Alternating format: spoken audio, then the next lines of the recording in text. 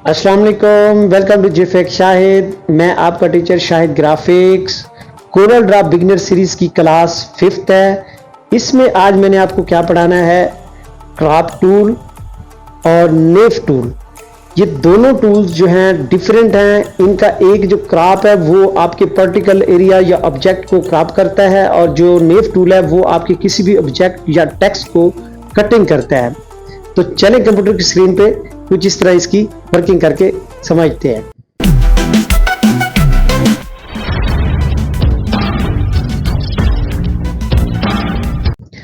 Welcome back. जैसे हम computer की स्क्रीन पे आते हैं, देखिए मेरे पास एक ऑब्जेक्ट है। ये एक मैंने रेक्टेंगल शेप का ऑब्जेक्ट लिया हुआ है।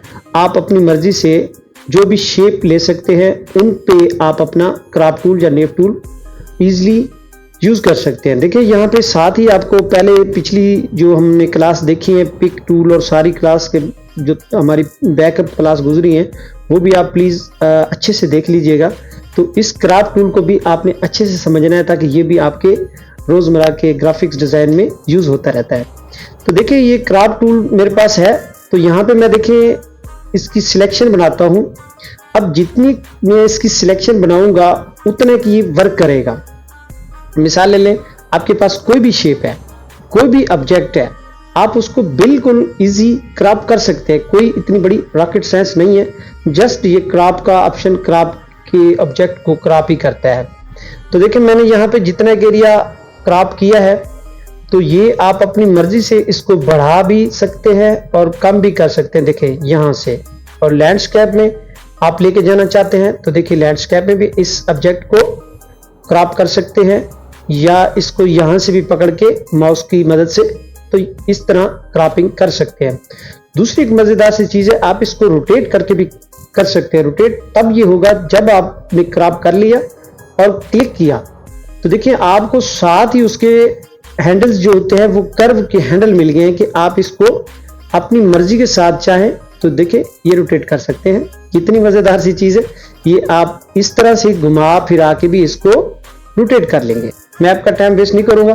जस्ट आप इसको, दो ऑप्शन आपके पास रह जाएंगे। एक आप डबल क्लिक करेंगे, दूसरे नंबर पे आप इसको एंटर करेंगे कीबोर्ड की मदद से। देखिए मैं यहाँ पे क्लिक करता हूं, डबल, ठीक हो गया। देखिए जितना एरिया मैंने वो क्रॉपिंग के अंदर लिया था उतना एरिया उसने क्रॉप कर लिया है। जरूरी नहीं कि आपके पास एक इंडिविजुअल ऑब्जेक्ट हो उस पर करें, आप और भी बहुत सारे ऑब्जेक्ट ले सकते हैं। मिसाल ले लें एक ऑब्जेक्ट, अब देखिए क्राफ्ट टूल है, तो क्राफ्ट टूल की मदद से मैं कुछ शेप्स यहाँ पे ड्रा करता हूँ। एक ऐसे ले लेता हूँ, कुछ ऐसी ले लेता हूँ, कुछ हम शेप्स जो है ना वो इलिप्स, अपना इलिप्स की ले लेते हैं। ये देखिए हर शेप पे ये वर्क करेगा। शिफ्ट की मदद से पकड़ेंगे तो आपकी जो शेप्स का जो वो होगा वो बराबर आएगा। कंट्रोल की मदद से देखिए इसको आप अपनी मर्जी से जहाँ रखें रख सकते हैं। देखिए ये 5-6 शेप मैंने यहाँ पे बना दिए। अब मैं इनको चाह रहा हूं कि ये मैं क्रॉप कर सकूं। बड़ी मजेदार सी चीज है क्राफ्ट टूल। यहां से देखें आपने ऐसे सिलेक्ट किया और कीबोर्ड से एंटर किया, तो देखें आपके पास जितनी ये शेप्स थी सारी की सारी अलग अलग हो गई हैं और क्राफ्ट टूल की मदद से कट हो गई हैं। आप अपनी शेप्स को, काफी सारी शेप्स आपके पास होते हैं, आप एंगल बनाना चाहते हैं, शेप्स की तरतीब को चेंज करना चाहते हैं, तो अपनी मर्जी के साथ ये शेप्स यहाँ से आप क्राफ्ट टूल की मदद से कट सकते हैं। तो इसी तरह और एक और चीज भी हम लेने की कोशिश करते हैं। मिसाल के तौर पे मेरे पास ये टेक्स्ट है, ये टेक्स्ट मैं काटना चाहता हूं, तो देखिए यहां से मैं क्राफ्ट टूल लूंगा। तो जितने मैं इस एरिया को सिलेक्शन बनाऊंगा इस एरिया की, या मैं डबल क्लिक करके इसको मूव करूंगा, तो देखिए ये मेरा टेक्स्ट डबल क्लिक करने से इतना कट जाएगा। देखिए बहुत जबरदस्त है। आप क्राफ्ट टूल की मदद से काफी सारी चीजें काट भी सकते हैं, जोड़ भी सकते हैं और उनकी शेप को चेंज भी कर सकते हैं। तो इसी तरह आगे चलते हैं। कुछ एक शेप है मेरे पास।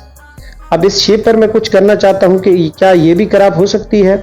हाँ क्यों नहीं, ये भी हो जाएगी। देखिए यहाँ पे आपने सिलेक्शन बनाई और यहाँ पे डबल क्लिक किया। वैसे ये जो क्राफ्ट टूल होता है ये मास्किंग का काम भी कर रहा होता है, क्योंकि देखिए ये सारा कुछ उसने काट दिया। एक चीज मुझे समझ आ रही है कि अगर मैं इसको शेप टूल की मदद से वापस लेके आना चाहूँ, क्या ये आ सकता है? नहीं, क्योंकि ये मास्किंग का काम कर रहा है लेकिन चीजों को वापस नहीं ला रहा, ये खत्म ही कर रहा है। तो देखिए आप अपने ऑब्जेक्ट या किसी तस्वीर को या किसी टेक्स्ट को या इमेज को यहाँ क्राफ्ट टूल के ऊपर भी अप्लाई करके आसानी के साथ काट सकते हैं और जोड़ भी सकते हैं। दोबारा से अंडू करके इनको वापस भी ला सकते हैं। तो इसी तरह मेरे पास एक और ऑब्जेक्ट है, ये फेसबुक का लोगो है। मैं यहाँ पे क्राफ्ट टूल की मदद से इसको क्राप करना चाहता हूँ। देखें यहाँ से मैंने सिलेक्शन बनाई और मैं थोड़ी सी सिलेक्शन ये मैंने हटा के रखी थी इसलिए ताकि मैं यहाँ पे कुछ आपको समझा सकूँ। तो देखिए मैं यहाँ से आसानी के साथ इसको बिल्कुल इस शेप के ऊपर रख रहा हूँ और जूम इन करके इसको भी यहाँ पे रख रहा हूँ। यहाँ पे भी मैं कुछ शेप को इस तरह से सिलेक्शन बनाना चाहता हूँ ताकि बाद में मुझे मसला ना हो और शेप मेरी जो क्रॉपिंग है वो बिल्कुल सेंटर में हो। तो देखिए यहाँ पे मैंने कुछ इस तरह से इसकी सिलेक्शन बना ली और यहाँ पे मैंने डबल क्लिक किया। देखिए आपको पता नहीं चला कि मैंने क्या किया है। यहाँ से देखिए मैं यहाँ पे एक सिलेक्शन बनाता हूँ, अपनी मर्जी से आप इसको छोटा बड़ा भी यहाँ से कर सकते हैं और यहाँ पे मैं यहाँ से थोड़ा सा डाउन रख रहा हूँ। अब एक शेप यहाँ पे मैं ले रहा हूँ, उसका कलर मैं रेड कर रहा हूँ और जो क्रॉपिंग वाला एरिया मैं उसको पेज अप कर रहा हूँ क्योंकि वाइट एरिया जो था वो आपकी समझ में नहीं आ रहा था कहाँ तक उसने क्रॉप किया है। तो देखिए दोबारा से मैं क्रॉप के अमल को यहाँ से रिपीट कर रहा हूँ क्योंकि ऑलरेडी मैंने पहले उसके ऊपर वर्क कर रखा था। वहीं पे उसने दोबारा से शो में दिखा दी कि भाई मैं यहाँ पे मौजूद हूँ, मुझे दोबारा से अप्लाई करने की या लेने की ज़रूरत नहीं है। तो मैं देखिए यहाँ पे डबल क्लिक करूँगा तो देखिए बाकी का जो वाइट एरिया है वो कट गया है। रेड कलर इसलिए मैंने लिया है कि आपको समझ आ सके कि भाई वाइट एरिया तो पहले ऑलरेडी खड़ा था उस हमारे आर्ट वर्क पे, तो भाई इस तरह से किस तरह हमें पता चलेगा कि ये कटिंग हुआ है। तो भाई देखिए ये इसलिए मैंने रेड यहाँ पे रखा है तो उसका जो बकिया एरिया है वो कट हो गया और रेड का ऑप्शन आपको यहाँ पे नजर आ गया। तो इसी तरह आप किसी भी पार्टिकुलर एरिया या इनफरादी तौर पे एक लफ्ज को भी आप करना चाहें क्रॉप तो यहाँ पे सिलेक्शन बना के डबल क्लिक करके एक लफ्ज को भी क्रॉप कर सकते हैं।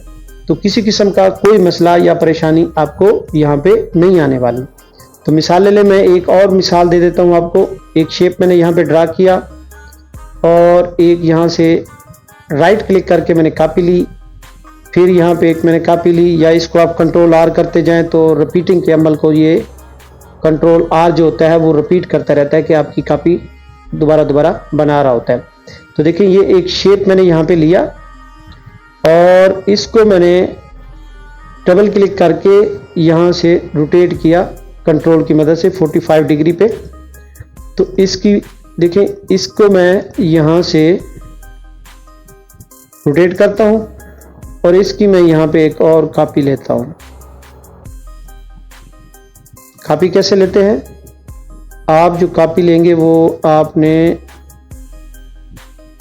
यहाँ पे डबल क्लिक करके लेनी है। कॉपी होता है व्यू पे आप जाके कुछ इसकी जो जूम इनके ऑप्शन होते हैं वो रूलर गाइड और अलाइन गाइड्स और डायनामिक गाइड्स जो है वो वाले ऑप्शन आप चेक लगा के रखा करें ताकि जिस स्वैप हो मतलब एक दूसरे के साथ मस होता हुआ आपको नजर आ जाए।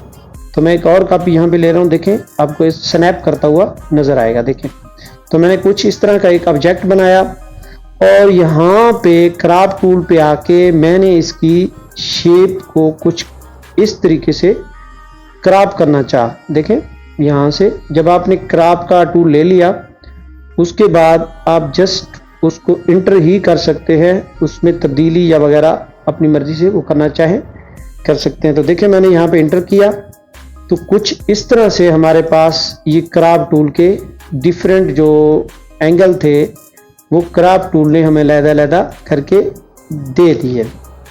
तो ये है, अच्छे से आपको क्राफ्ट टूल की समझ आ गई होगी। तो नेक्स्ट चलते हैं, हमारे पास जो नीफ टूल है उसको समझते हैं वो क्या काम करता है। तो देखिए मेरे पास ये टूल है, क्राफ्ट टूल के नीचे ही हमारे पास नीफ टूल है। तो नीफ टूल जैसे हम सिलेक्शन नीफ टूल की बनाते हैं, मैं एक ही ऑब्जेक्ट एक ही पेज के ऊपर ही आपको जल्दी से समझाऊंगा ताकि आपको अच्छे से समझ आ जाए। तो देखिए चलते हैं क्या होता है नीफ टूल के बाद क्या काम होता है। नीफ टूल जो होता है, मिसाल ले लें यहाँ पे मेरे पास एक इमेज है। फर्स्ट ऑफ ऑल हर चीज को मैं उड़ाता गया, रखा किसी को नहीं है, इसको भी नहीं रखा। यहाँ पे मेरे पास एक इमेज है बर्गर का। अब ये देखें मेरे पास 2 पॉइंट मतलब 2 पॉइंट लाइन मूव ऑप्शन है। जैसे मैं नेव टूल अपना लेता हूं, मेरे पास ऊपर उसकी टाइमलाइन, उसकी प्रॉपर्टी के कुछ ऑप्शन ऊपर हमें नजर आ जाते हैं, जो समझना जरूरी है। हर ग्राफिक्स वाले के लिए ये जरूरी होते हैं ताकि उसको आने चाहिए। तो देखिए ये हमारे पास 2 पॉइंट लाइन मूव ऑप्शन है। जैसे मैं नेव टूल सेलेक्ट करूंगा, मेरे पास ये 2 पॉइंट आ जाएंगे। मिसाल लें कि मैं इसी इमेज के ऊपर ही यहां से ऐसे लगाता हूं कट। देखें, जैसे मैंने यहां से स्क्रॉल 2 पॉइंट का लिया है, तो 2 पॉइंट का ही उसने वहां पे हमें ऑप्शन देके कट कर दिया। अब देखिए मैं यहां पे क्लिक करूंगा तो देखिए मेरा कुछ इमेज इस तरह से कट हो चुका है। अगर मैं नेव टूल पे आके 2 पॉइंट वाले ऑप्शन को सिलेक्ट करता हूं, तो ये अच्छे से आपको समझ आ गई होगी। अनडू करता हूं, इसी इमेज के ऊपर ही मैं आपको एक और तरीकाकार दिखाता हूं। ये है हमारे पास free hand mode. Free hand mode क्या करता है, चले समझते हैं। कि देखिए मैं यहां पे एक ऐसे सिलेक्शन बना रहा हूं, ठीक हो गया। अब फ्री हैंड मोड ने क्या किया कि आपके इस तरह से इमेज को कट करके रख दिया। ये आपका फ्री हैंड मोड है। बीजियर मोड पे आएंगे। बीजियर मोड पे यहां से आप सिलेक्शन बना लेंगे कुछ इस तरह से, कुछ इस तरह से, और यहां पे इंटर करेंगे तो देखें आपके इमेज पर भी उस बीजियर मोड ऑप्शन वाले ने कुछ इस तरह से आपके इस इमेज को कटिंग कर दिया। आप इमेज की बजाय जो भी ऑब्जेक्ट बनाएंगे उस पर आप आसानी के साथ कटिंग कर सकते हैं। तो देखिए चलते हैं नेक्स्ट टूल हमारे पास कौन सा है। प्रॉपर्टी बार में हमारे पास है साथ में फ्री हैंड स्मूथिंग टूल। इसका क्या काम है समझते हैं। यहां पे मैं ये free hand tool mode select करता हूं और देखें कुछ इस तरह से मैं जल्दी से कटिंग कर देता हूं। ठीक हो गया। अब हुआ क्या कि यहां पे हमारे पास इमेज की जो कट हैं वो कुछ नोकदार या पलकदार समझ लें उस तरह के हुए, मतलब एक तिरछे कट नुमा हुए हैं। तो यहां पे मैं कुछ चाहता हूं कि जैसे मैं इस ऑप्शन पे आऊंगा फ्री हैंड टूल पे, तो उसी के साथ ही मेरे पास ये कुछ प्रॉपर्टी मुझे मिल जाएगी। तो इस प्रॉपर्टी के ऊपर मैं क्लिक करूंगा तो इसकी प्रॉपर्टी जो है वो मैं कुछ कम रखूंगा तो ये काट की शेप लगाएगा। ये देखें थोड़ा सा समझते हैं, ये अब कट वाला शेप बना दिया। अगर मैं इसी टूल के ऊपर ही रहते हुए इस